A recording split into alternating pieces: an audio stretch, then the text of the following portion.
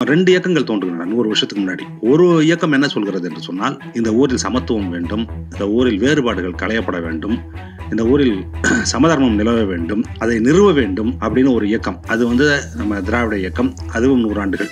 அதே காலகட்டத்தில் சனாதன தர்மத்தை நிறுவுவோம் என்று ஆரம்பிக்கப்பட்டது இன்னொரு இயக்கம். அவர்கள் மிக வலுவாக வளர்ந்திருக்கிறார்கள். இது இந்த 100 ஆண்டுகள் மட்டும் இல்ல, இது ஆயிரம் ஆண்டுகளாக நடந்து கொண்டிருக்கக்கூடிய ஒரு போராட்டம். அதனுடைய ஒரு கண்ணியாக நாம் தொடர்ந்து கொண்டிருக்கிறோம் அப்படிதான் நான் அதை பார்க்கிறேன். சமீப கால வரலாற்றில் அவர்தான் இந்த முயற்சிக்கு முன்னேற்றத்துக்குமான ஒரு கண்ணியாக மறைந்திருக்கிறார். இப்போது மறைந்திருக்கிறார். நாம் அந்த லீகசியை கொண்டு போக வேண்டிய இடத்துல தான் நம்ம இருந்து கொண்டு இருக்கிறோம். புதுசாலாம் ஒன்றும் செய்ய வேண்டியதில்லை. அவர் போட்டு கொடுத்த கோடு இருக்குல்ல, அதில் ரோடை தொடர்ந்து போட்டுட்டு போனாலே போகும். 4வது மிகப்பெரிய பொருளாதாரமாக இருக்கக்கூடிய இந்தியாவுடைய பெர் கேபிட்டா இன்கம் $2,700. முதலிடத்தில் இருக்கக்கூடிய அமெரிக்காவுடைய பெர் கேபிட்டா இன்கம் $70,000. 70,000 எங்க இருக்கு, 2,000 எங்க இருக்கு? நீங்க தாண்டி குதிப்பதாக சொன்ன ஜப்பானுடைய பெர் கேபிட்டா இன்கம் எங்க இருக்கு?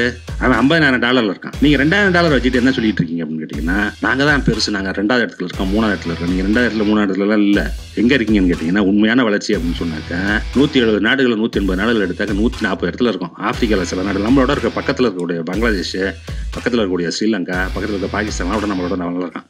ஆனால் இவர்கள் என்ன கதையை சொல்லிக் கொண்டிருக்கிறார்கள் என்று சொன்னால், நம்ம இவ்வளவு பெரிய வளர்ச்சி அடைந்து விட்டோம். ஆனால் அந்த பாதையில் இருந்து வேறுபட்டவர்களாக நாம் வேறு ஒரு பாதையில் தொடர்ந்து பயணித்துக் கொண்டிருக்கிறோம். இப்போ இதனுடைய இம்பாக்ட் எப்போ தெரியும்? இதனுடைய இம்பாக்ட் 20 வருஷம் கழிச்சு தெரியும். இப்பொழுது நீங்கள் எல்லாம் எத்தனை பேருக்கு உங்களுக்கு நீங்க அதை கவனித்திருப்பீர்கள் தெரியாது. இந்த பட்ஜெட்ல நம்ம ஒரு புதிய அறிவிப்பு வெளியிட்டிருக்கிறாங்க. என்ன வெளியிட்டிருக்காங்க கேட்டீங்கன்னா, 10 பருவத்தில் இருக்கக்கூடிய பெண் குழந்தைகளுக்கு HPV வேக்சின் என்று சொல்லக்கூடிய ஒரு வேக்சினை அறிமுகப்படுத்துகிறோம், போட போறோம் அப்படின்னு சொல்லிட்டு. அது என்ன செய்யும் என்று சொன்னால், 15 வருடங்கள் கழித்து 20 வருடங்கள் கழித்து அந்த பெண் குழந்தைகளில் சிலருக்கு செர்விக்கல் கேன்சர் என்ற கேன்சர் வருவதற்கு வாய்ப்பு இருக்கிறது. இப்போ இந்த HPV வேக்சின் நீங்கள் போட்டுட்டீங்கன்னு சொன்னாக்கா அதுக்கு உண்டான வாய்ப்பு நம்ம அறவே ஒழித்து விடுகிறோம் அப்படிங்கிறது தான் அதனுடைய ஐடியா.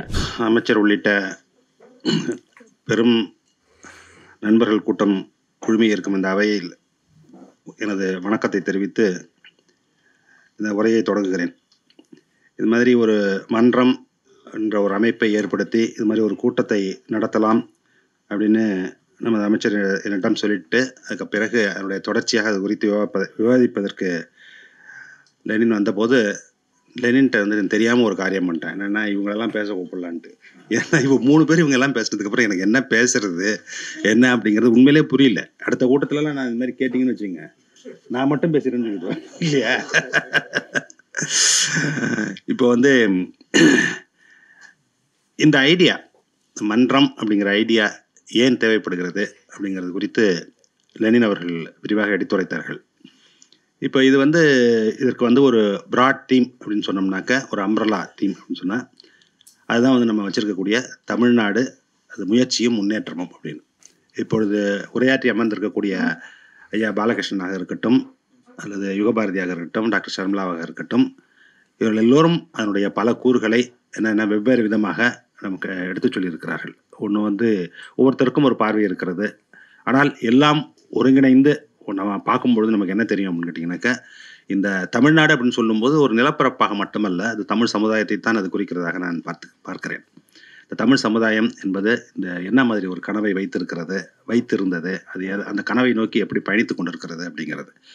அதை பாலகிருஷ்ணனும் யுகபாரதியும் சங்க இலக்கியம் வழியாக, அப்பிலிருந்து இப்போது வரை நாட்டார் இலக்கியம் வழியாக, இப்பொழுது இருக்கும் அரசியல் வரைக்கும் அது எப்படி தொன்று தொட்டு வளர்ந்து கொண்டே இருக்கிறது, தொடர்ந்து கொண்டே இருக்கிறது என்பதை எடுத்து சொன்னார்கள்.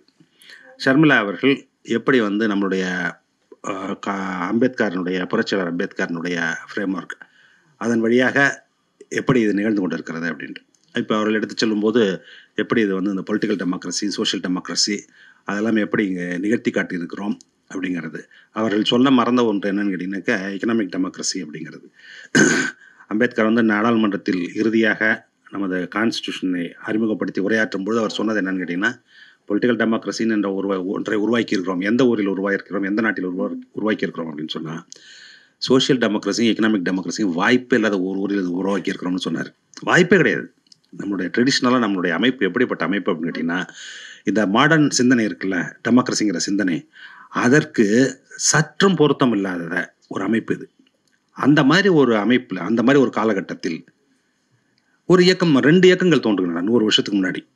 ஒரு இயக்கம் என்ன சொல்கிறது என்று சொன்னால், இந்த ஊரில் சமத்துவம் வேண்டும், இந்த ஊரில் வேறுபாடுகள் களையப்பட வேண்டும், இந்த ஊரில் சமதர்மம் நிலவ வேண்டும், அதை நிறுவ வேண்டும் அப்படின்னு ஒரு இயக்கம். அது வந்து நம்ம திராவிட இயக்கம். அதுவும் 100 ஆண்டுகள். இப்பொழுது செப்டம்பர் அதெல்லாம் வந்து கரெக்டாக 100 ஆண்டுகள் ஆக போகுது சுயமரியாதை இயக்கம் தோற்றுவிக்கப்பட்ட 1920 2020. அதே காலகட்டத்தில் சனாதன தர்மத்தை நிறுவுவோம் என்று ஆரம்பிக்கப்பட்டது இன்னொரு இயக்கம். அவர்கள் மிக வலுவாக வளர்ந்திருக்கிறார்கள்.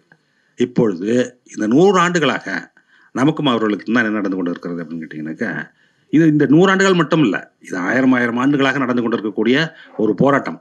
அதனுடைய ஒரு கண்ணியாக நாம் இப்போ தொடர்ந்து கொண்டிருக்கிறோம். அப்படிதான் நான் அதை பார்க்கிறேன். அப்படி என்றால் இந்த இயக்கம் இப்போ நம்ம பேசுகிறோம், நம்ம காணக்கூடிய கனவு எப்படின்னா, தமிழ்நாடு என்ன முயற்சித்தது, எப்படி முன்னேறி இருக்கிறது. இந்த முயற்சி அப்படிங்கிறதுக்கு முதலில் அடிப்படையாக இருப்பது அப்படிங்கிறது அந்த கனவு தான். என்ன கனவு அப்படின்னு கேட்டிங்கனாக்கா, இந்த மாதிரி நாம் ஒரு சமதர்ம சமுதாயத்தை அமைக்க வேண்டும், ஒரு சுயமரியாதை மிக்க சமுதாயத்தை அமைக்க வேண்டும், அதன் வழியாக நாம் முன்னேற்றத்தை காண வேண்டும், அதன் வழியாக இந்த ஜனநாயகத்தை நிறுவ வேண்டும் அப்படிங்கிறது.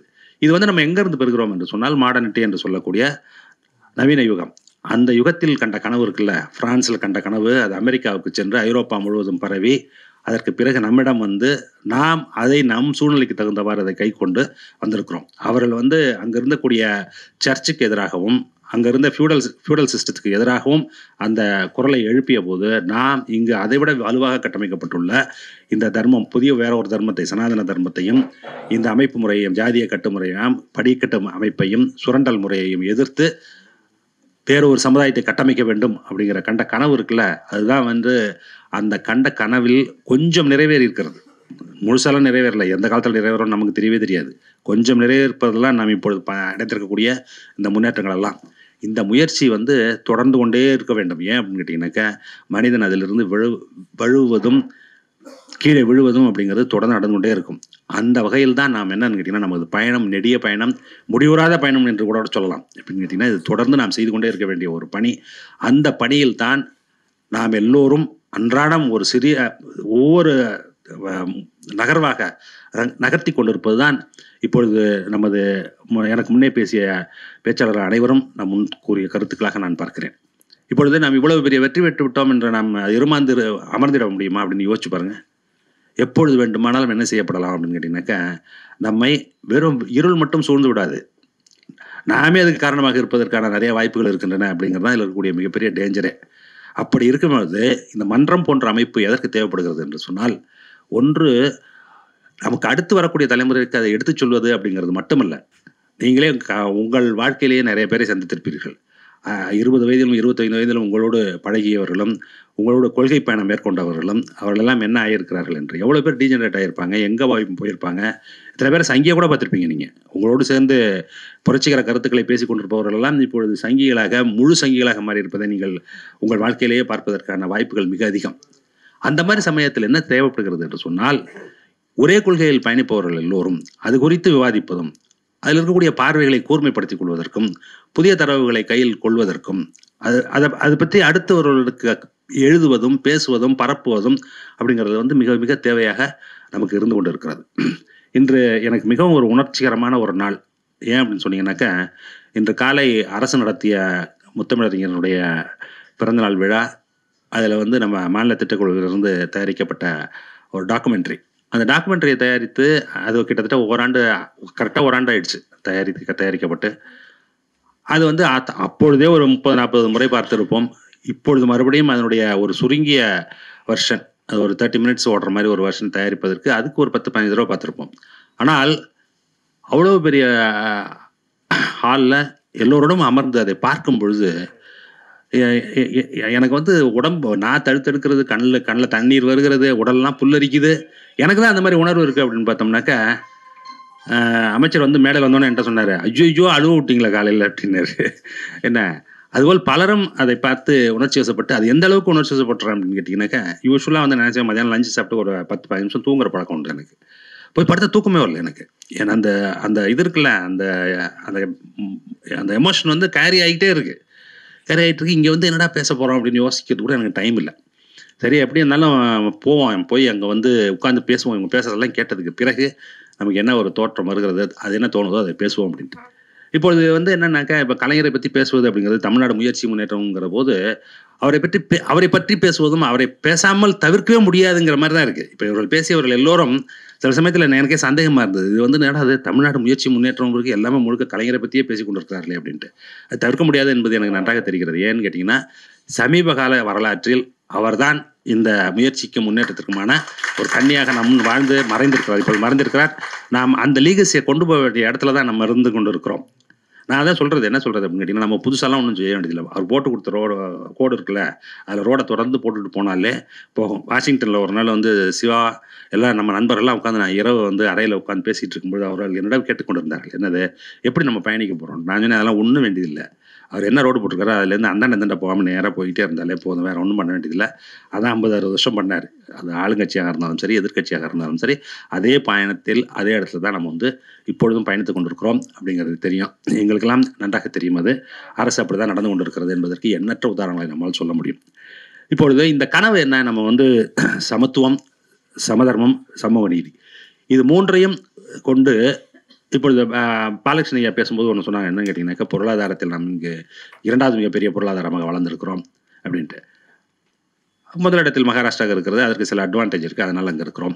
ஆனால் நம்மளுடைய வளர்ச்சி எப்படி இருக்கிறது அப்படின்னு பார்த்தோம்னு சொன்னால், நமது முதல்வர் அவர்கள் நமக்கு வைத்திருக்கக்கூடிய இலக்கு அப்படிங்கிறது ஒரு $1 trillion எக்கானமியாக நாம் மாற வேண்டும் 2030 அப்படிங்கிறது. இப்பொழுது கணக்கெல்லாம் போட்டு பார்த்துட்டோம். அது வந்து நிச்சயமாக அது சாத்தியமுள்ள ஒன்றாக இருக்கிறது. ஒரு வருடம் முன்னதாகவோ ஒரு வருடம் பின்னதாகவோ நிச்சயமாக நடைபெறும். அந்த எண்ணிக்கை வந்து என்ன ஒரு மேஜிக் நம்பரா அப்படின்னு கேட்டிங்கன்னா, $1 trillion என்ன பெரிய நமக்கு வந்துடுது அப்படின்னு பார்த்தீங்கன்னாக்கா, அது வந்து என்ன சும்மா வாய்க்கு பேசுறதுக்காகவோ அல்லது வந்து இந்தியாவுக்கான கனவு இருக்குல்ல, நம்மளுடைய வடை சுடுபவர்கள் சொல்லக்கூடிய கனவு, அந்த கனவுக்கும் இந்த கனவுக்கும் ஒரு வித்தியாசம் இருக்கிறது. என்ன கனவு, அதுக்கு இதுக்கு வித்தியாசம்னு கேட்டிங்கன்னா, அவர்கள் இப்பொழுது புதிய உருட்டி கொண்டிருக்கிறார்கள். என்ன உருட்டி கொண்டிருக்கிறார்கள்னு தெரியல உங்களுக்கு? இந்தியா வந்து ஜப்பானை தாண்டி விட்டது. இப்பொழுது வந்து ஜிடிபியில் வந்து நம்ம எங்கே இருக்கோம் அப்படின்ட்டு ஜிடிபியை கால்குலேட் பண்ணுறதுக்கு பல முறைகள் இருக்குது. அவர்கள் என்ன முறையில் கால்குலேட் பண்ணுகிறார்கள்ங்கிறதெல்லாம் நிறைய டுபாக்குரல் எல்லாம் பண்ணி தான் அதை சொல்லிட்டு இருக்காங்க. அவங்க என்ன சொல்லிட்டோம், அதை பற்றி நமக்கு ஒன்றும் இல்லை. ஆனால் நமக்கும் அவர்களுக்கு கூடிய வேறுபாடை சொல்கிறேன். என்ன அப்படின்னு கேட்டிங்கன்னா, நம்ம $1 trillion தொடும் பொழுது நாம் எதையெல்லாம் சாதித்து அந்த இடத்துல வந்திருக்கிறோம்னு நான் சொல்கிறேங்க. இப்போது சஸ்டைனபிள் டெவலப்மெண்ட் கோல்ஸ்னு ஒன்று இருக்குது. சஸ்டைனபிள் டெவலப்மெண்ட் கோல்ஸ் அப்படிங்கிறது என்ன அப்படின்னு கேட்டிங்கன்னா, வளர்ச்சி அவசியம்தான். அந்த வளர்ச்சி எல்லோருக்குமானதாக இருக்க வேண்டும், முதல் பாயிண்ட். 2வது வந்து வளம் குன்றாத வளர்ச்சியாக இருக்க வேண்டும். அதனால தான் அதுக்கு பேர் சஸ்டைனபிள் டெவலப்மெண்ட் கோல்ஸ்னு வச்சுருக்காங்க.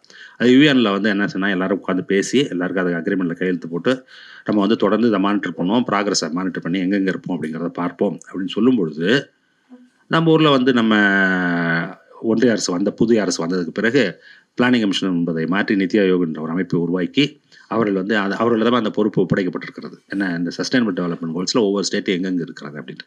இப்போ லேட்டஸ்ட் ரிப்போர்ட் வந்திருக்கிறதுல என்ன சொல்கிறார்கள் என்று சொன்னால், தமிழ்நாடு அதில் 2வது இடத்தில் இருக்கிறது. முதலிடத்தில் யார் இருக்கா அப்படின்னு கேட்டிங்கன்னா கேரளா. நமக்கும் அவர்களுக்கும் இருக்கக்கூடிய இடைவெளி என்ன? அவர்கள் வாங்கியிருக்கக்கூடிய ஸ்கோர் வந்து 79, தமிழ்நாடு வாங்கியிருப்பது 78.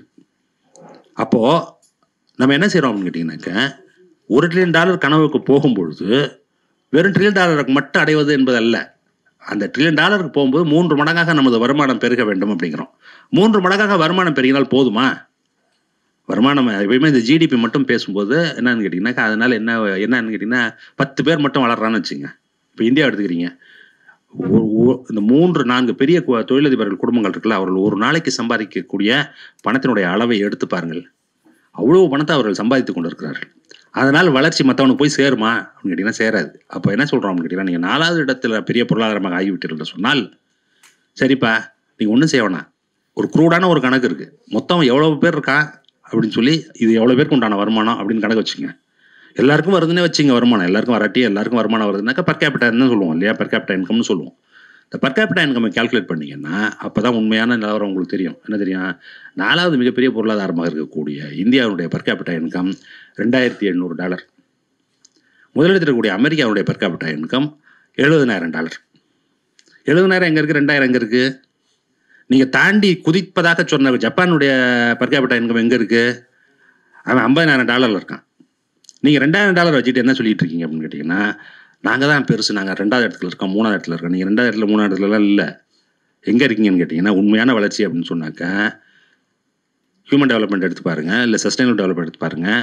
170 நாடுகள் 180 நாடுகள் எடுத்தாக்க 140 இடத்துல இருக்கும். ஆஃப்ரிக்காவில் சில நாடு நம்மளோட இருக்க பக்கத்தில் இருக்கக்கூடிய பங்களாதேஷ், பக்கத்தில் இருக்கக்கூடிய ஸ்ரீலங்கா, பக்கத்தில் இருக்க பாகிஸ்தானோட நம்மளோட நல்லா இருக்கான். ஆனால் இவர்கள் என்ன கதையை சொல்லிக் கொண்டிருக்கிறார்கள் என்று சொன்னால், நம்ம இவ்வளோ பெரிய வளர்ச்சியை அடைந்து விட்டோம், இவ்வளோ பெரிய வளர்ச்சி அடைந்து விட்டோம்னு. ஆனால் அந்த பாதையில் இருந்து வேறுபட்டவர்களாக நாம் வேறு ஒரு பாதையில் தொடர்ந்து பயணித்துக் கொண்டிருக்கிறோம். அது தமிழ்நாடு அந்த பாதையில் எப்படி பயணிக்கிறது என்று சொன்னால், அதற்கு அடிப்படையாக இருப்பது அப்படிங்கிறது இங்கு நாம் ஏற்படுத்தியிருக்கக்கூடிய சமுதாய மாற்றம். சமுதாய மாற்றத்தை பற்றி நம்ம என்றைக்குமே பேசுவதும் இல்லை, அதை பற்றி கவலைப்படுவதும் இல்லை. ஆனால் அதுதான் என்ன செய்திருக்கிறதுன்னு கேட்டிங்கன்னா, இந்த வளர்ச்சியை பரவலாக்கி இருக்கிறது, எல்லோருக்குமானதாக ஆக்கியிருக்கிறது. யாரெல்லாம் அதில் விடுபட்டு போயிருக்கிறார்களோ அவர்களை மீண்டும் மீண்டும் உள்ளே கொண்டு வருவது தான் நம்மளுடைய அரசினுடைய செயல்பாடுகளில் மிக தலையாயதாக இருந்து கொண்டு இருக்கிறது. இப்போ நாம் செயல்படுத்தி கொண்டிருக்கக்கூடிய திட்டங்கள் எல்லாம் எடுத்து பார்த்தீங்கன்னாலே உங்களுக்கு தெரியும். இப்பொழுது புதுமை பெண்ணு ஒரு திட்டம் அறிமுகப்படுத்தியிருக்கோம். டாக்டர் ஷர்மிளா கூட அதை பற்றி சொன்னாங்க. என்கிட்ட இது மாதிரி காலேஜுக்கு வரவங்களுக்கு 1000 ரூபா பணம் கொடுக்குறோம் அப்படின்ட்டு. அதனுடைய பெனிஃபிஷியரிஸ் என்ன, அவங்க பேசும்போது இன்னொன்று சொன்னாங்க, அந்த திட்டம்லாம் எப்படி செயல்படுகிறது என்பதை ஆராய்ந்து அதோட இம்பாக்ட் என்ன இருக்குங்கிறத பார்த்து யாருக்கு போய் சேர்த்துருக்குது, யாருக்கு போய் சேரவில்லை என்று சொல்லி அது திட்டத்தை மாற்றி அமைப்பது அப்படிங்கிறதெல்லாம் தொடர்ந்து நடைபெற்றுக் கொண்டிருக்கிறது. மாநில திட்டக்குழு தான் அது தொடர்பான ஒரு ஆய்வை மேற்கொண்டு பார்த்தோம். அதில் பார்த்தோம் என்று சொன்னால், பயனடைபவர்கள் 99 விழுக்காட்டு பெண் குழந்தைகள் யார் அப்படின்னு பார்த்தீங்க அப்படின்னு சொன்னீங்கன்னாக்கா, எல்லாம் பிற்படுத்தப்பட்டவர்கள், மிகவும் பிற்படுத்தப்பட்டவர்கள், தாழ்த்தப்பட்டவர்கள், அப்புறம் ஷெட்யூல் ட்ரைப்ஸ். 4 பேர் தான் வந்து 99 விழுக்காடு. அப்போது நம்ம இந்த திட்டம் எப்படி நம்ம என்ன சொல்கிறோம், நீங்கள் அப்ளை பண்ணும்போது இவங்களா தான் இருக்கணும்னு நம்ம சொல்லவே இல்லை. ஆனால் இந்த திட்டம் செயல்படுத்துகிற விதமே எப்படி இருக்குது அப்படின்னு தானாகவே வந்து அவர்கள் தான் உள்ளே வருவதற்கான உண்டான ஒரு அமைப்பாக அது இருக்கிறது என்று எடுத்து சொல்லியிருக்காங்க. அப்போது இந்த திட்டம் அறிவிக்கப்பட்டதற்கு பிறகு என்ரோல்மெண்ட் அப்படிங்கிறது விமன் கேர்ள்ஸோட என்ரோல்மெண்ட் காலேஜ் எஜுகேஷனில் எவ்வளோ அதிகமாச்சுன்னா 30% அதிகமாச்சு. அப்போ 30% ஆட்களை வந்து நம்ம புதிதாக உள்ளே கொண்டு வருது அப்படிங்கிறது யோசிச்சு பாருங்க. 15 வருடங்கள் 10 வருடங்கள் எடுத்து அந்த குடும்பங்கள் என்னவாக இருக்கும் என்பது, அவருடைய வாழ்க்கை எப்படி மாறும் அப்படிங்கிறது. அப்போ நம்ம என்ன செய்கிறோம்னு கேட்டிங்கன்னா, யாரெல்லாம் இந்த வளர்ச்சியினுடைய பாதையில் விடுபட்டு போயிருக்கிறார்களோ அவர்களை எல்லாம் உள்ளே அழைத்து வருவது அப்படிங்கிறது தொடர்ந்து செய்து கொண்டே இருக்கிறோம். அது கல்வியில் செய்கிறோம். இப்போ காலை உணவு திட்டம் வந்து அறிமுகப்படுத்தப்பட்டதுக்கு பிறகு மெட்ராஸ் மெடிக்கல் காலேஜ் தான் வந்து அவர்கள் தான் கோஆர்டினேட் பண்ணாங்க. என்னென்னா, இந்த திட்டம் எப்படி செயல்படுகிறது, அதோடைய இம்பேக்ட் என்னவாக இருக்கிறது அப்படின்னு சொல்லும் பொழுது போய் ஆசிரியர்களிடம் அத்தனை இடங்களில் நம்ம சர்வே பண்ணும்போது ஆசிரியர்கள் சொல்லக்கூடிய ஒரு விஷயம் என்னவென்று சொன்னால், பிள்ளைங்க வந்து இப்பொழுது மாதிரி வந்து கிளாஸில் வந்து தூங்குறதோ அல்லது வந்து விளையாடுறது அப்படிங்கிறதுலாம் இல்லை. ஏன்னா காலையில் வந்தோன்னே சாப்பிட்டதுனால அந்த ஹை எனர்ஜியோடு இருப்பாங்கள்ல, அப்படி இருக்கும்பொழுது அவருடைய அட்டென்ஷன் ஸ்பேன் அப்படிங்கிறது மிக அதிகமாக இருக்கிறது. கான்சன்ட்ரேட்டாக பார்க்கிறார்கள், படிக்கிறார்கள், உட்கார்ந்துருக்குறாங்க. கிளாஸுக்கு வருவருடைய எண்ணிக்கை ரெகுலாரிட்டி இருக்குல்ல, அதுவே மிக அதிகமான அளவில் இம்ப்ரூவ் ஆகிருக்கு. இதெல்லாம் தான் நம்ம செஞ்சுருக்கிறது. இப்போ இதனுடைய இம்பேக்ட் எப்போ தெரியும்? இதனுடைய இம்பேக்டை 20 வருஷம் கழிச்சு தெரியும்.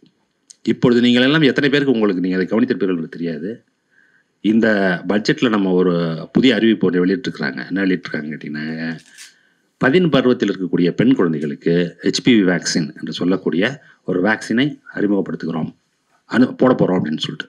அது என்ன செய்யும் என்று சொன்னால், 15 வருடங்கள் கழித்து 20 வருடங்கள் கழித்து அந்த பெண் குழந்தைகளில் ஒரு சிலருக்கு அல்லது இன்னும் கொஞ்சம் கூட அவர்களுக்கு என்ன வருவதற்கு வாய்ப்பு இருக்கிறதுன்னு வச்சிங்கன்னா, சர்விக்கல் கேன்சர் என்ற கேன்சர் வருவதற்கு வாய்ப்பு இருக்கிறது. இப்போ இந்த HPV வேக்சின் நீங்கள் போட்டுட்டீங்க அப்படின்னு சொன்னீங்கன்னாக்கா, அதுக்கு உண்டான வாய்ப்பு நம்ம அறவே ஒழித்து விடுகிறோம் அப்படிங்கிறது தான் வந்து அதனுடைய ஐடியா. இந்தியாவில் 2 சின்ன மாநிலங்களில் மட்டும்தான் அது வந்து வேக்சின் அலையன்ஸ்லேருந்து வேக்சின் கொடுத்து பண்ணுறாங்க. நம்ம மாநிலம் என்ன பண்ணுதுன்னு கேட்டிங்கனாக்கா, நம்மளுடைய சொந்த செலவிலிருந்து அதற்குண்டான வேலைகளை நாம் செய்து கொண்டு இருக்கிறோம். அதுவும் ஒரு தொலைநோக்கு திட்டம். என்னென்னா, அதனுடைய இம்பாக்ட் எப்போ தெரியும்னா, அது 25 வருஷம் கழிச்சு தான் தெரியும். இப்போ நம்ம செயல்படுத்த எல்லாம் நம்மள்ட்ட என்ன சொல்கிறான், வாக்கரசியலுக்கு பண்ணுறான். வாக்கரசியல் HPV வேக்சின் வந்து 30 வருஷம் கழிச்சுங்கிறதுக்கு இப்போ செலவு பண்ணிட்டு இருக்கிறது வந்து வாக்கரசியலா? சொல்லுங்க பார்ப்போம். அது வாக்கரசியலா? அதனால் நாம் வந்து நமக்கு ஓட்டு போடுறானா ஓட்டு போடலையா அப்படிங்கிறதுல எப்படி கலைஞர் பார்க்குறது இல்லையோ, அந்த திமுக என்றைக்கும் பார்க்குறதே கிடையாது. இவர்கள் வந்து என்ன செய்து கொண்டே இருப்பார்கள்னு கேட்டிங்கன்னா, ஒவ்வொரு முறையும் வரும்போது என்ன வேலையை செய்ய வேண்டுமோ அதை தொடர்ந்து செய்து கொண்டே தான் இருக்கிறார்கள். அது மாதிரி எப்படி கல்வியில் அவ்வளோ கவனம் செலுத்துகிறோமோ அதுமாதிரி இன்னொன்று கவனம் செலுத்திட்டு இருக்கோம். இன்னும் கவனம் செலுத்திட்டு இருக்கோம்னாக்கா, இப்போது ஹெல்த் எடுத்து பாருங்கள். ஹெல்த்தில் நம்ம பண்ணியிருக்கிறதெல்லாம் பார்த்தீங்கன்னாக்கா அசந்து போவான் எல்லாரும். வெளியிலேருந்து வர டாக்டர்ஸ்க்கெல்லாம் சொல்கிறோம் நம்ம என்ன பண்ணிகிட்ருக்கோன்ட்டு. மக்களை தேடி மருத்துவங்கிறது இருக்குல்ல, மக்களை தேடி மருத்துவம் வந்து இப்போ எப்படின்னு கேட்டிங்கன்னா, இங்கே டாக்டர்ஸ் இருந்தீங்கன்னா உங்களுக்கு தெரியும், கடந்த 20 வருடங்களாக இந்த டிசீஸ் பர்டன் சொல்லுவோம், டெத்துக்கான ரீசன் அது வந்து மாறிட்டு ஷிஃப்டாக எங்கே போயிட்டு இருக்குன்னு கேட்டிங்கன்னாக்கா, வேறு இடங்களுக்கு போய் கொண்டு இருக்கிறது. என்ன இடத்துக்கு போய்கிட்டு இருக்கிறதுனா, கம்யூனிகபிள் டிசீஸ்லேருந்து நான் கம்யூனிகபிள் டிசீஸ் என்று சொல்லக்கூடிய தொற்றா நோயை நோக்கி நகர்ந்து கொண்டு இருக்கிறது. மிக பெரும்பான்மையான இப்போ போன வாரம் கூட ஒரு டேட்டா வந்தது, ஹிந்துவில் படிச்சிருப்பீங்க டேட்டா இதில் பேஜில். எப்படின்னு கேட்டிங்கன்னா, மிக பெரும்பான்மையான சாவுகள் எதனால் வருதுன்னு சொன்னால், ஒன்று ஹார்ட் எலிமெண்ட், அடுத்தது டயபெட்டிஸ் இன்டியூஸ்ட் அப்படிங்கிறது 2 தான் வந்துருக்குது. இப்போது அப்படி இருக்கும்போது நம்ம என்ன செய்ய வேண்டும் அப்படின்னு சொன்னோம்னாக்கா, இதில் இருக்கக்கூடிய மிகப்பெரிய சிக்கல் முன்னாடி இருந்ததுக்கும் இப்போ இருக்கிறதுக்கும், தொற்றா நோய்கள்னாக்கா, தொற்றும் நோய்கள்னாக்கா டாக்டர்கிட்ட போய் உடனே பார்ப்பான். தொற்றா நோய்கள்லாம் போகிறப்போ யார் இவங்களாம் போனால் தான், யாராவது கான்ஷியஸாக இருக்கவங்க தான் போவாங்க, மற்ற யாரும் போகவே மாட்டாங்க. அப்படி இருக்க சமயத்தில் மொத்த பாப்புலேஷனையும் ஸ்கேன் பண்ண வேண்டியது, ஸ்க்ரீன் பண்ண வேண்டியது மிகவும் அவசியம். அதுதான் மக்களை தேடி மருத்துவத்தில் தொடர்ந்து செய்து கொண்டு இருக்கிறோம். அத்தனை கோடி பேரை ஸ்க்ரீன் பண்ணியிருக்கோம். இப்போ ஸ்க்ரீன் பண்ணதுக்கு அடுத்தது என்னன்னு கேட்டிங்கன்னா, அவங்களுக்கு உண்டான மருந்தை கொடுக்குறது, ஃபாலோ அப், அவங்களுக்கு அது கண்ட்ரோல் இருக்கான்னு பார்க்குறது. அப்படி அதை கண்ட்ரோலில் வைப்பதன் வழியாக 2-3 விஷயங்கள் நம்மளால் தவிர்க்க முடியும். ஒன்று இந்த மாதிரி அன்டைம்லி டெத், ஏன்னா ஹார்ட் எலிமெண்ட்னாலேயோ அல்லது கிட்னி ஃபெயிலியர்னாலேயோ ஆகக்கூடிய அன்டைம்லி டெத்தை நம்மளால் தவிர்க்க முடியும். அப்போ அவங்களுடைய குவாலிட்டி ஆஃப் லைஃப் எவ்வளோ இம்ப்ரூவ் ஆகும்னு பாருங்கள். அது செய்கிறோம். அடுத்தது என்னன்னு கேட்டிங்கன்னா, இந்த டேட்டா இவ்வளோ டேட்டா நம்மள்ட்ட இருக்குது. ஏதாவது எப்படின்னு கேட்டிங்கன்னா, ஒரு 4 கோடி பேர் நம்ம இது வரைக்கும் ஸ்க்ரீன் பண்ணியிருக்கோம்னு சொன்னோம்னாக்கா, நம்மள்ட்ட கவர்மெண்ட்டு என்ன லிஸ்ட் இருக்குன்னா, தமிழ்நாட்டில் யாரெல்லாம் டயபெட்டிக் இருக்குது, யாருக்கெல்லாம் டயபெட்டிஸ் இருக்குங்கிற லிஸ்ட் இருக்குது. அப்போ அந்த லிஸ்ட்டை வைத்துக்கொண்டு என்ன செய்கிறோம் அப்படின்னு கேட்டிங்கனாக்கா, டாக்டர்ஸ் என்ன சொல்கிறாங்க, டயபெட்டிஸ் ப்ரொலாங்டு டயபெட்டிஸ் இருந்ததுனாக்கா கண்டிப்பாக அவர்களுக்கு பாதங்களில் புண்ணு வருங்கிறது அவருடைய அனுபவத்திலேருந்து அவர் சொல்லக்கூடிய 10%லேருந்து 15% வரைக்கும் என்ன இருக்கும் அப்படின்னா, பாதங்கள் கண்டிப்பாக பாதிக்கப்படும் அப்படின்ட்டு. அப்படி இருக்கும்பொழுது பைலட் பேசிஸில் ஒன்று பண்ணுறோம். என்ன பண்ணுறோம் அப்படின்னு கேட்டிங்கன்னா, தஞ்சாவூர் டிஸ்ட்ரிக்டில் பாதாம் காப்பம்னு ஒரு திட்டம் லிஸ்ட் எடுத்தாங்க. ஃபஸ்ட்டு என்ன லிஸ்ட் எடுக்கிறாங்க அப்படின்னா, யாருக்கெல்லாம் டயபெட்டிஸ் இருக்குன்னு எடுக்கிறாங்க. எடுத்துகிட்டு அவங்களெல்லாம் போய் கூப்பிட்டு வாங்குறாங்க. கூப்பிட்டு எல்லாருக்கும் பாதத்தை பார்க்கும் பொழுது இவர்கள் கண்டுபிடித்தது என்னன்னு கேட்டிங்கன்னா, 15-16 விழுக்காடு ஆட்களுக்கு காலில் என்ன இருக்குது, பாதத்தில் பாதிப்பு இருக்குது. அப்போ அதற்கு உண்டான ட்ரீட்மெண்ட் உடனே ஆரம்பிக்கப்படுகிறது. அது ஆரம்பிக்கலைன்னா என்ன ஆயிருக்கும் அப்படின்னு கேட்டிங்கனாக்கா, அடுத்த 3 வருடங்களையோ 4 வருடங்களையோ என்ன செய்யணும், ஆம்பியூட் பண்ண வேண்டிய இடத்துக்கு வந்திருக்கும். அப்போ பாதம் காப்போம்னு அந்த மாதிரி இது மாதிரி என்ன செய்கிறோம் அப்படின்னா, ஒவ்வொரு ஸ்டெப்பாக அதிகமாக்கி கொண்டு போயிட்டே இருக்கும். இந்த மாதிரி ஒரு கூட்டம், ஒரு கன்சல்டேட்டிவ் கூட்டம் நடந்ததற்கு பிறகு ஒரு டாக்டர், அவர் கோயம்புத்தூரில் ஒரு பெரிய மருத்துவ நிறுவனத்தினுடைய இயக்குனர், அவர் இந்த கூட்டத்துக்கு வந்தார் பிளானிங் மிஷனில். அவர் சொல்கிறார் என்கிட்ட, இந்த மாதிரி பாதம் காப்பம் திட்டத்தையும் இந்த மக்களை தேடி மருத்துவ திட்டத்தை பற்றியும் அண்டை மாநிலங்கள் 2-3 மாநிலங்களுக்கு நான் போயிருக்கும்போது முதலமைச்சர்லாம் என்னை கூப்பிட்டு பேசுவாங்க மீட்டிங்கில். அப்போ எங்கள் தமிழ்நாட்டில் என்ன நடந்துகிட்டு இருக்குன்னு கேட்ட பொழுது, அது மாதிரி நடந்துகிட்டு இருக்குன்னு நான் சொன்ன போது அவர்கள் சொன்னது என்னன்னு கேட்டிங்கன்னா, இந்த மாதிரி ஒரு திட்டத்தை இந்தியாவிலே தமிழ்நாட்டை தவிர வேறு எங்குமே செயல்படுத்த முடியாதுன்ட்டு. என்ன காரணம் அப்படின்னு கேட்டிங்கன்னா, அதுக்குண்டான கட்டமைப்பு வேணும். முதல்ல அதை ஃபாலோ பண்ணுறதுக்கு ஒரு சிஸ்டம் வேணும், அவ்வளோ டாக்டர்ஸ் வேணும், அவ்வளோ பிரைமரி ஹெல்த் சென்டர் வேணும். டாக்டர் ஷர்மிளா பேசும்போது சொன்னாங்களா, 5 கிலோமீட்டர் ஒரு இடத்துல ஒரு பிஹெச்சி சென்டர் இருக்கணும்னு. அதெல்லாம் இருந்தால் தான் இதெல்லாம் பண்ண முடியும், ரெடி பண்ணவே முடியாது. இப்போ பாதம் காப்போம் மாதிரி இதயம் காப்போம்னு ஒரு திட்டம். இது மாதிரி என்ன செய்கிறாங்க அப்படின்னு கேட்டிங்கனாக்கா, இந்த திட்டங்கள் எல்லாம் எதை நோக்கி நடந்து கொண்டு இருக்கிறாங்க அப்படின்னு கேட்டிங்கனாக்கா, ஹெல்த் அப்படிங்கிறது பணம் இருப்பவனுக்கு மட்டுமானது அப்படிங்கிறது தான் மாற்றணும். நம்ம தான் சொல்கிறோம், எல்லோருக்கும் சம வாய்ப்பை ஏற்படுத்துவோம், எல்லோருக்கும் சமமான ஒரு வசதிகளை செய்து கொடுப்போம் அப்படின்னு சொல்லும் பொழுது, யாருக்கு பணம் இருக்கிறதோ, யாருக்கு வசதி இருக்கிறதோ அவர்களுக்கு மட்டும்தான் இந்த ஆக்சஸ் இருக்கும் அப்படிங்கிறது. இப்போ இது தஞ்சாவூர் மெடிக்கல் காலேஜ் எடுத்துக்கிங்க, திருநெல்வேலி மெடிக்கல் காலேஜ் எடுத்துங்க, மதுரை மெடிக்கல் காலேஜ் இருக்குதுங்க. கார்டியாலஜி டிபார்ட்மெண்ட்டில் என்ன மாதிரி வசதிகள் இருக்கின்றன சொன்னால், அப்போலோவில் என்ன இருக்குமோ அது கிடைக்குதுங்கிற அளவுக்கு அவர்கள் சொல்கிறார்கள். அந்த ட்ரீட்மெண்ட் ப்ரோட்டோக்கால் இருக்குல்ல, அதை நான் இங்கே இருக்கிறவரோட காண்பித்தேன். காமிச்ச போது அவர்கள் சொன்னது என்னன்னு கேட்டிங்கன்னா, இங்கே என்ன பண்ணுவோமோ அதை தான் அங்கே பண்ணுறாங்கன்ட்டு. இது எப்படி அப்படின்னு கேட்டிங்கன்னா, இங்கே 15 லட்சம் ஆகுமோ 20 லட்சம் ஆகுமோ தெரியாது. அங்கே என்ன கிடையாது, ஒன்றும் கிடையாது, ஃபார் ஃப்ரீ. இது போன்ற ஒரு மருத்துவ கட்டமைப்பை ஏற்படுத்தி அதை தொடர்ந்து இயங்க வைத்து செயல்படுத்தி கொண்டிருப்பது அப்படிங்கிறது. இது மாதிரி கல்வியில் இந்த மாதிரி இப்போ இதெல்லாம் நம்ம பண்ணிட்டோம், அதெல்லாம் பண்ணிட்டோம் சும்மாலாம் இருக்கிறது இல்லை. இப்போ ஆரம்ப கல்வியில் நமக்கு என்ன பிரச்சனை இருக்குன்னு நமக்கு தெரியணும். அதே மாதிரி ஹையர் எஜுகேஷனில் என்ன பிரச்சனை இருக்குங்கிறது நமக்கு தெரியணும். இப்போ இதெல்லாம் தொடர்ந்து கண்காணித்து கொண்டு தான் இருக்கிறோம். நம்ம என்ன செஞ்சிடல அப்படின்னு கேட்டிங்கனாக்கா, கிராஸ் என்ரோல்மெண்ட் ரேஷியோ 52% வந்துச்சுன்னு கை காலெல்லாம் கட்டிட்டு சந்தோஷமாலாம் இருந்துடல. தொடர்ந்து அதை என்ன செஞ்சுட்டு இருக்கோம்னு கேட்டிங்கன்னா, இன்னும் அதை எப்படி இம்ப்ரூவ் பண்ணுறது, வேறு என்னென்னலாம் செய்யணும். செய்தோம்னா நமது சமுதாயம் என்ன ஒரு சமுதாயம், இந்த வளர்ச்சி எல்லோருக்குமானதாக மட்டுமல்ல, அடுத்த கட்ட பாய்ச்சலுக்கு நம்ம தயாரித்து கொள்ள வேண்டும். அதற்கு நம்ம முயற்சி செய்து அடுத்த கட்டத்துக்கு போகணும். இப்போது நம்ம மாண்புமிகு அமைச்சர் தொழில்துறை அமைச்சர் இருக்கிறார் என்று சொன்னால், அவர்கிட்ட நான் சொல்லிகிட்டே இருப்பேன், என்ன சொல்லிகிட்டு இருப்பேன், தொழிலை கொண்டு வரும் பொழுது எல்லா விதமான தொழிலும் நமக்கு தேவைப்படுது. ஒரு பக்கம் நிறைய பேரை வேலைக்கு வைக்கக்கூடிய ஒரு தொழில் தேவைப்படுது. அதனால் அதை மட்டும் தான் நம்ம பார்ப்போம், நம்ம பார்க்க முடியாது. அதை ஒரு பக்கம் போகும்போது, அவர் போகும்போதெல்லாம் அங்கேருந்து இப்போ போன வாரம் எதுக்கு போயிருக்காருன்னா அங்கேருந்து ஃபோன் பண்ணுவார், இன்றைக்கி அவரை பார்த்தேன் இவரை பார்த்தேன்ட்டு. அது என்ன ஃபஸ்ட்டு நாங்கள்லாம் என்ன கேட்க போனோம் கேட்டிங்கன்னா, இதெல்லாம் என்ன மாதிரி இது, நான் தான் கேட்பேன், இல்லை என்னை விட இன்னும் ரொம்ப குறையிறத அவர் முதலமைச்சர் தான் குறைஞ்சிக்கிட்டே இருப்பார். வர்றதுல வந்து எத்தனை பேர் வேலை கிடப்பாங்க அது முதல்ல சொல்லு, முதல்ல நீன்ட்டு பணம் எவ்வளோ போடுறாங்கன்னா அடுத்தது சொல்லு எத்தனை பேருக்கு வேலை கிடைக்கும் அப்படின்ட்டு. அந்த மாதிரி அதை செய்யும் அதே சமயத்தில் என்ன செய்ய வேண்டியிருக்கு அப்படின்னு சொன்னீங்கன்னாக்கா, வேறு வாய்ப்புகள்லாம் புதுசு புதுசாக வந்து கொண்டு இருக்கிறேன். எப்படி வந்து கொண்டு இருக்கிறேன்னு கேட்டிங்கன்னா, இப்போது புதிதாக இந்தியா வந்து இந்தியாவில் வந்து குறிப்பாக தமிழ்நாட்டில் இவ்வளோ டேலண்ட் பூல், இவ்வளோ வந்து படித்தவர்கள் இருக்கிறார்கள் அப்படின்னு சொன்னாக்கா, ரிசர்ச்சையும் டெவலப்மெண்ட்டையும் கம்பெனிஸ் வந்து இப்போ வெஸ்ட்டில் பண்ணுறதை விட இங்கே பண்ணுறதுக்கு தான் விரும்புகிறாங்க. அப்போ ஏன் இப்படி பண்ணுறாங்க அப்படின்னு கேட்டிங்கன்னா, இவ்வளோ ஆட்கள் ஒரே இடத்துல கிடைக்கிறதுங்கிறது எங்கேயும் கிடைக்க மாட்டேங்குது, அதனால் இங்கே வர்றோன்ட்டு. அப்போது அதுக்கு பேர் குளோபல் கேப்பபிலிட்டி சென்டர்ஸ்னு பேர். அதுக்கு வந்து அவ்வளோ பெரிய பொட்டன்ஷியல் இருக்குது.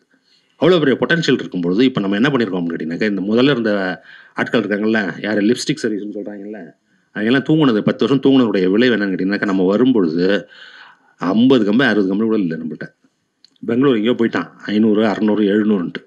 இப்போ இந்த 4 வருஷத்தில் பண்ணதனுடைய விளைவு என்னன்னு கேட்டிங்கன்னா, நம்மள்ட்ட இப்போ கிட்டத்தட்ட 350 இருந்திருக்காங்க.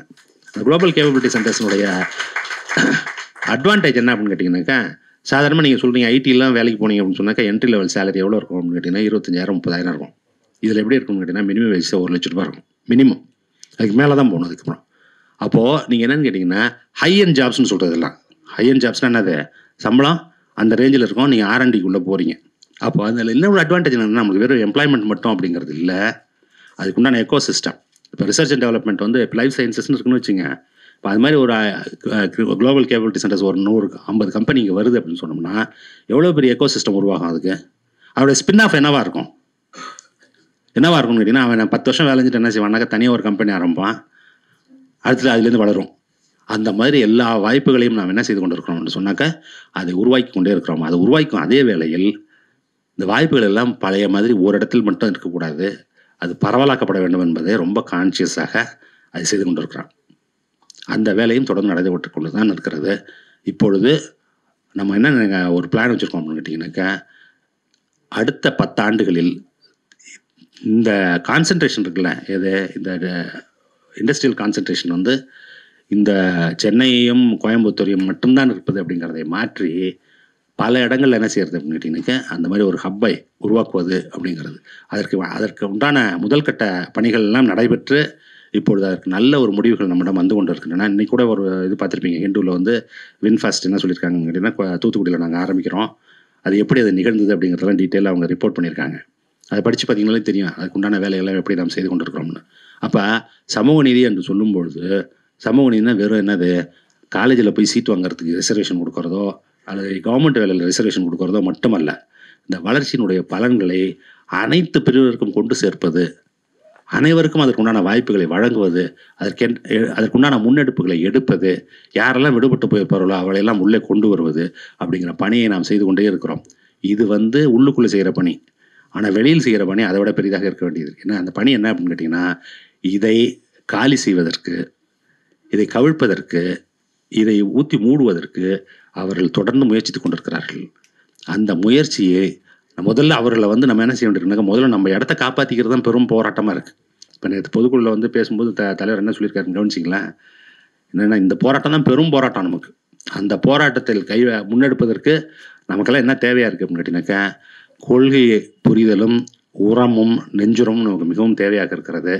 அந்த கொள்கை உரத்தையும் அதற்கு பற்றிய புரிதலையும் விரிவாக்கம் செய்வதும் ஆழப்படுத்துவதும் அது குறித்து விவாதிப்பதும் தான் இந்த மன்றத்தின் தலையாய பணியாக நான் புரிந்து கொள்கிறேன். இந்த பணியை மன்றம் தொடர்ந்து முன்னெடுத்து அதில் வெற்றி பெற வேண்டும் என்று கூறி இந்த வாய்ப்புக்கு நன்றி கூறி விடைபெறுகிறேன். நன்றி, வணக்கம்.